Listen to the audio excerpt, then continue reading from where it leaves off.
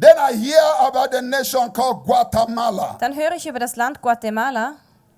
We need to pray for that nation. Wir müssen beten für diese Nation. For I see political oppressions on increase Denn ich sehe politische Unterdrückung zunehmen in that nation, in diesem Land. which is opening doors Und das öffnet Türen for unbelievable atrocity für unglaubliche Gräuel and destroying the peace of the nation, more especially 2023 going into 2024. und das wird den Frieden des Landes zerstören, ganz besonders vom 2023 ins 2024 hinein.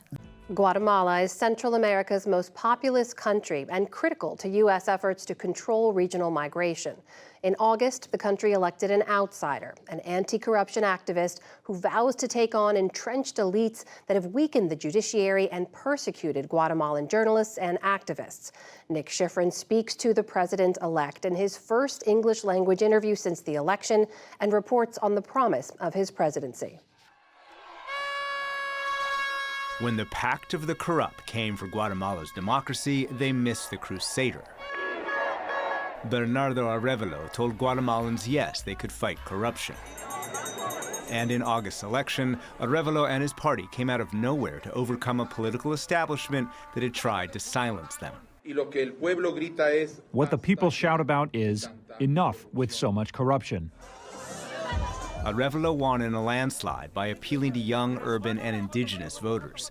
He wants to tackle corruption and build state institutions to reduce the root causes that have pushed more Guatemalans to migrate than from any other Latin American country. But the entrenched elites have resisted the people's will. The Attorney General's office has raided electoral offices and seized election materials to try and destroy Arevalo's party and prevent his presidency. The U.S. called those actions an effort to undermine the peaceful transfer of power and is imposing visa restrictions on corrupt actors. Arevalo is a former university professor and an outsider, but his father is former President Juan José Arevalo, who gave birth in the 1950s to Guatemala's first democratic spring after a century of dictatorship. Bernardo Arevalo's party is called Seed Movement, that hopes to grow a new spring for democracy.